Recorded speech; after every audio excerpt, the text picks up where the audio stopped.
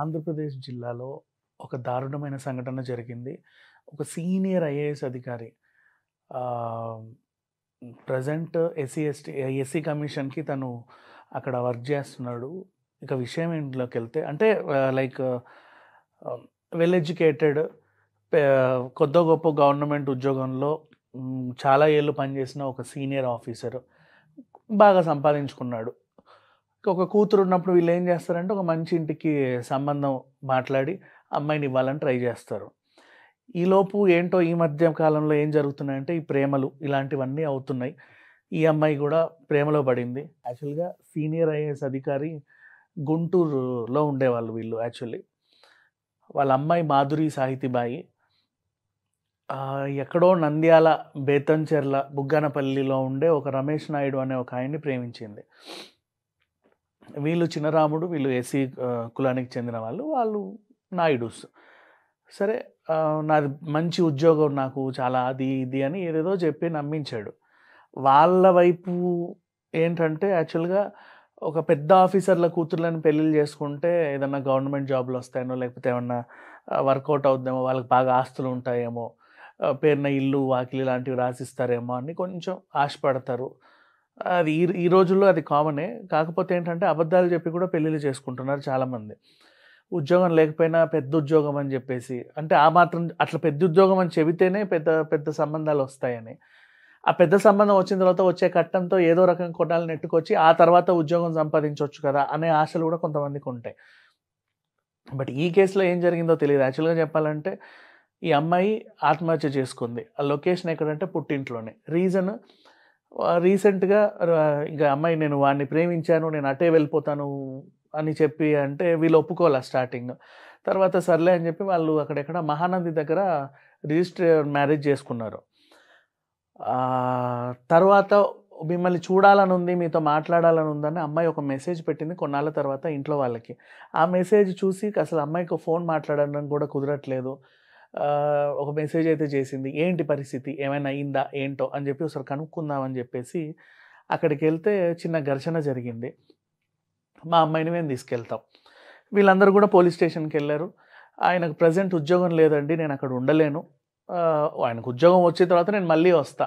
మా పేరెంట్స్‌తో వెళ్ళడం నాకు సమ్మతమే అని ఈవిడ లిఖితపూర్వకంగా అక్కడ రాసేసరికి పోలీసులు పేరెంట్స్‌తో పంపారు ఆ అమ్మాయిని.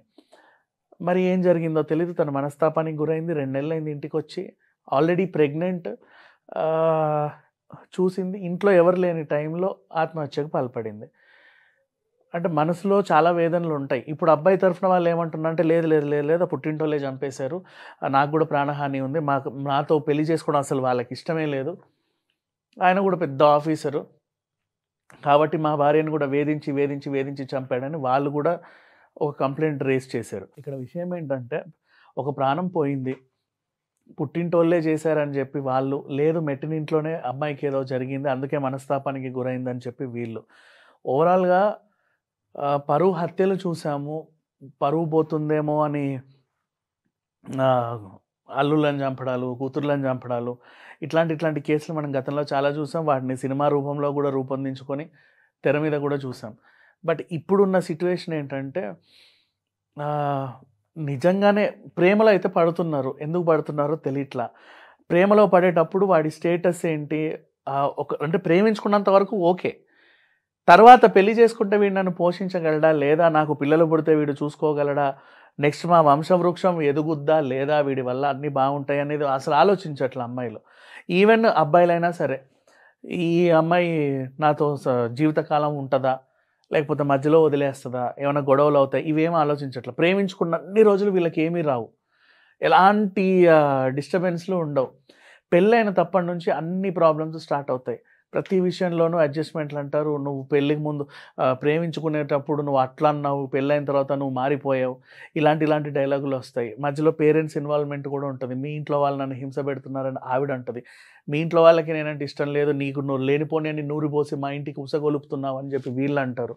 ఇట్లాంటి సిట్యుయేషన్స్ బోలెడన్ని చూసాం. బట్ ఇది మాత్రం చాలా బాధాకరమైన విషయం. ప్రెగ్నెంట్ అమ్మాయి ఎందుకో ఆత్మహత్య చేసుకుంది మనస్తాపానికి గురై. అంటే ఇక్కడ మనం చాలా కేసెస్‌లో అయితే పుట్టిల్లు లేదా అత్తిల్లు అంటారు గానీ, ఇరుగు పొరుగు మాటల సూటిపోటి మాటలతో కూడా కొంతమంది హర్ట్ అవుతా ఉంటారు అప్పుడప్పుడు. ఏంటో మొగుడిని వదిలేసి వచ్చిందంటగా, అతనే వదిలేసాడా? అయ్యో! ప్రెగ్నెంట్ అయ్యి వదిలేసాడా? ఏం చేశాడో? ఇట్లాంటి మాటలు మాట్లాడినప్పుడు కూడా వాళ్ళకి ఏంటో డిప్రెషన్‌లోకి వెళ్ళిపోతా ఉంటారు. నా లైఫ్ ఏంటి? నేను ఎందుకు ఇలా తయారయ్యాను? రేపటి రోజున ఇప్పుడు నాకే గతి లేదు. ఇక్కడ ఉండాలో తెలియట్లా, అక్కడ ఉండాలో తెలియట్లా.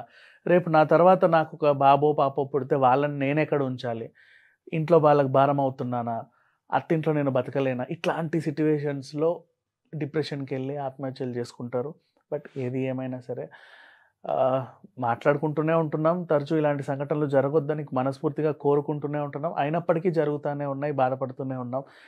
ఇతరికి ఇప్పుడు ఈ కుటుంబానికి జరిగిన నష్టం ఇంకెవరికీ జరగకూడదనైతే మనస్ఫూర్తిగా కోరుకుందాం. అండ్ ఎవరైనా సరే హస్బెండ్‌ని వదిలేసి ఇంటికొచ్చినా, లేకపోతే చిన్న గొడవలు పడి ఆ అమ్మాయి పుట్టింటికొస్తే ఇరుగు పొరుగు వాళ్ళు కూడా అదో మాట, ఇదో మాట అనకుండా మనకు అవసరం లేదు గదా! ఎవరి జీవితం వాళ్ళది.